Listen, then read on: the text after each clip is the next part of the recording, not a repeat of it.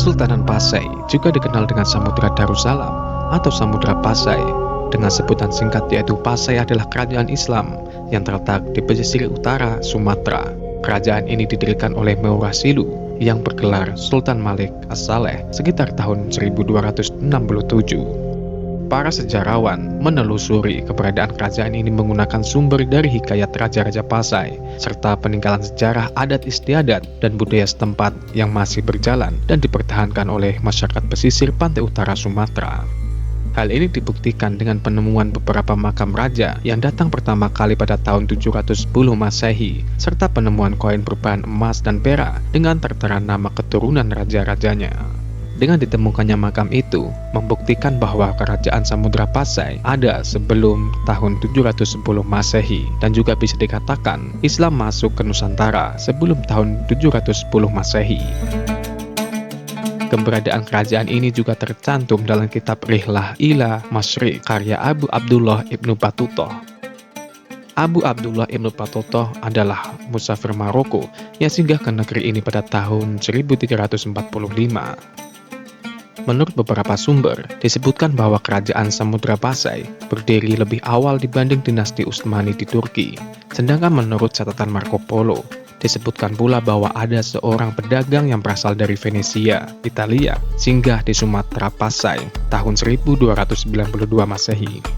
Dari catatan Marco Polo ini, bahwa ia telah melihat sebuah kerajaan Islam yang berkembang pada saat itu.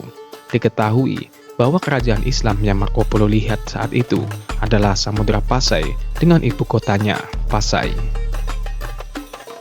Selain dua catatan dari Ibnu Battuta dan Marco Polo mengenai berdirinya Samudra Pasai, ada pula sebuah hikayat, yaitu hikayat Raja Pasai, serta beberapa tulisan penyelidikan sejumlah ahli sejarah Eropa. Menurut ahli sejarah Eropa, kerajaan Samudra Pasai muncul pada sekitar pertengahan abad ke-13 dengan raja pertamanya ia Sultan Malik As-Saleh. Beberapa sumber menyatakan bahwa Sultan Malik As-Saleh bisa menjadi raja pertama dari kerajaan Samudra Pasai karena Nazimuddin Al-Kamil. Lantas, siapa itu Nazimuddin Al-Kamil? Nazimuddin Al-Kamil ialah seorang laksamana laut yang berasal dari Mesir. Pada tahun 1238 Masehi, Nazimuddin Al-Kamil diperintahkan oleh Kesultanan Mamluk yang berada di Kairo untuk merebut sebuah pelabuhan yang bernama Kambayat yang berada di Gujarat, India. Perebutan pelabuhan tersebut bertujuan untuk menjadikan pelabuhan sebagai tempat pemasaran barang perdagangan yang berasal dari timur. Atas perintah dari Sultan Mamluk itu, lantas Nazimuddin Al-Kamil kemudian mengangkat Meurasilu atau Sultan Malik As-Saleh sebagai pemimpin pertama atau raja pertama dari kerajaan Samudra Pasai di Aceh dengan gelar Sultan Malikus Saleh atau Sultan Malik As-Saleh pada tahun 1267 hingga 1297 Masehi. Meskipun dipercaya sebagai Sultan Malik As-Saleh mendapatkan tahta kerajaan Samudra Pasai dari pemberian Nazimuddin Al-Kamil, Sultan Malik Al-Saleh masih mendapat pengakuan sebagai pendiri sekaligus penguasa kerajaan Samudra Pasai. Dan sementara itu ada beberapa sumber yang menyebutkan kisah berbeda mengenai cara Meurasilu atau Sultan Malik As-Saleh mendapatkan gelar sebagai pendiri dan raja pertama dari kerajaan Samudra Pasai. Sedangkan menurut ahli sejarah Eropa, dijelaskan bahwa Nazimuddin Al-Kamil yaitu seorang laksamana laut dari Mesir yang berasal dari dinasti Fatimiyah, berhasil menaklukkan kerajaan Hindu-Buddha yang berada di Aceh, lalu mendirikan kerajaan Pasai. Nazimuddin Al-Kamil wafat, lalu Pasai dikuasai oleh seorang laksamana yang bernama Johan Jani yang berasal dari Pulau W. Johan Jani ini berasal dari dinasti Mamluk, yaitu dinasti yang menggantikan dinasti Fatimiyah. Johan Jani kemudian berniat ingin merebut kerajaan dari para pendahulu. Kemudian dinasti Mamluk mengutus seorang pendakwah yang bernama Syekh Ismail dan Fakir Muhammad yang sebelumnya pernah berdakwah di sekitar pantai barat India, lalu bergerak ke Pasai. Di Pasai, dua pendakwah tersebut bertemu dengan Meurasilu, yaitu salah satu anggota angkatan perang dari kerajaan Pasai. Syekh Ismail dan Fakir Muhammad kemudian membujuk Meurasilu. Usai memeluk Islam, Meurasilu pun mendapatkan gelar Sultan Malik As-Saleh serta menjadi raja pertama di Kerajaan Samudra. Kerajaan Samudra sendiri terletak di bagian kiri dari Sungai Pasai dan menghadap ke arah selatan Malaka. Sultan Malik As-Saleh lalu menikah dengan Putri Ganggang Sati, yaitu keturunan dari Sultan Aladdin Muhammad Amin yang berasal dari Kerajaan Perla. Sejak saat itulah dua kerajaan Islam tersebut bergabung menjadi satu dan menjadi Kerajaan Samudra Pasai. Nama Samudra Pasai sendiri sebenarnya berasal dari Samudra Aca Pasai, yang artinya adalah kerajaan samudra yang baik dengan ibu kota berada di Pasai.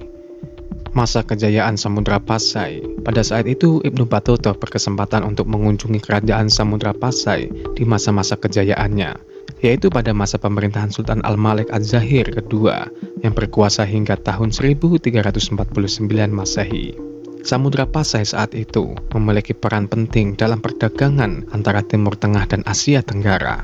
Bahkan pada saat itu, kerajaan Samudra Pasai ini telah mengeluarkan bentuk alat tukar berupa koin emas atau dirham dengan komposisi emas. Pada alat ukur tersebut adalah 70% murni. Selain berjaya karena perdagangan, kerajaan Samudra Pasai juga menjadi pusat dari penyebaran agama Islam.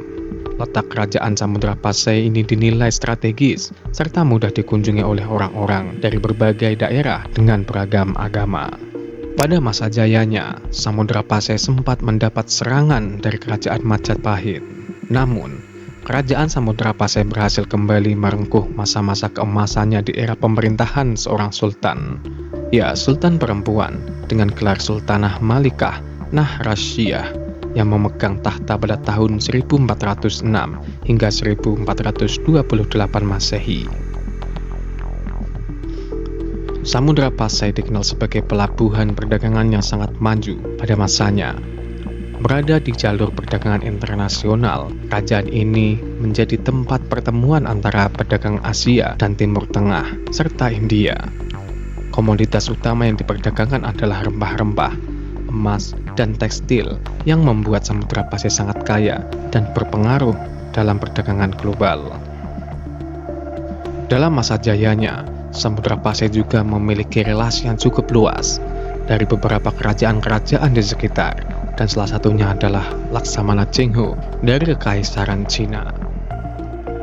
Kondisi geografis kerajaan Samudra Pasai, menurut Ibnu Battuta, disebutkan bahwa kerajaan Samudra Pasai saat itu tidak memiliki benteng pertahanan dari batu. Akan tetapi, telah memagari kota-kotanya dengan kayu yang memiliki jarak beberapa kilometer dari pelabuhannya. Pada kawasan pusat pemerintahan tersebut, kerajaan ini pun memiliki masjid yang dilalui oleh sungai air tawar yang bermuara ke laut. Keruntuhan kerajaan Samudra Pasai. Ada beberapa faktor yang mempengaruhi kerajaan Samudra Pasai bisa runtuh dari masa jayanya. Setiap kerajaan memiliki masa kejayaan dan masa kemundurannya. Begitu juga dengan kerajaan Samudra Pasai. Ada beberapa faktor yang mempengaruhi era kemunduran kerajaan Samudra Pasai, yaitu salah satunya adalah faktor perebutan tahta. Menurut catatan Tiongkok, putra dari Zainal Abidin seharusnya memiliki hak untuk dapat menduduki tahta kerajaan dari Samudra Pasai. Akan tetapi, seorang nelayan berhasil merebut tahta tersebut. Karena tidak merasa senang, Zainal Abidin pun membunuh nelayan tersebut. Lalu Zainal Abidin pun naik tahta sebelum waktunya.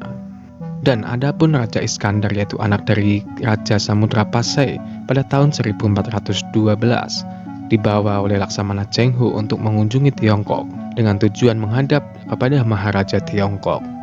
Lalu, usai sampai di Tiongkok, Raja Iskandar pun meninggal karena terbunuh. Sejak saat itu, hubungan diplomatis antara Tiongkok dan Pasai mulai memudar.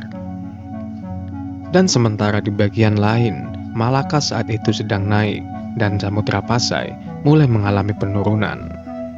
Pelabuhan di Pasai secara perlahan pun berangsur-angsur mulai sepi dan pantainya pun mulai dangkal, sehingga banyak kapal yang memilih untuk melabuhkan kapalnya di pelabuhan Malaka. Saat itu pula, pusat kegiatan Islam yang mulanya berasal dari Pasai pun berpindah ke Malaka. Selain itu, banyak pula warga yang berasal dari Samudra Pasai memilih untuk meninggalkan kampung halamannya usai Portugis melakukan invasi dan menyerang Samudra Pasai pada tahun 1521. Tak cuma Malaka, warga dari Samudra Pasai pun merantau ke Pulau Jawa, dan salah satu warga Pasai yang datang ke Jawa bernama Fathahillah atau Syarif Hidayatullah. Ia memutuskan untuk pergi ke Jawa, sebab saat itu kerajaan Samudra Pasai, negerinya sedang diserang oleh Portugis. Dan di Jawa, Fathahillah pun memutuskan untuk berkarir sebagai seorang panglima perang di Demak. Hingga akhirnya Fathahillah sukses mendirikan kota Banten serta Cirebon. Itulah beberapa sejarah singkat tentang Samudra Pasai di masa kejayaan sampai masa kemundurannya. Tentunya kerajaan Samudra Pasai ini masih banyak misteri yang belum terungkap. Ini hanya penjelasan singkat yang generasi terkutuk rangkum. Dan selebihnya mari kita cari sumber referensi yang lain tentang kerajaan Samudra Pasai agar kita tidak hanya satu pandangan saja. Dan semoga informasi yang generasi terkutuk rangkum pada konten kali ini bisa menambah manfaat dan wawasan kita. Jumpa lagi di konten yang selanjutnya.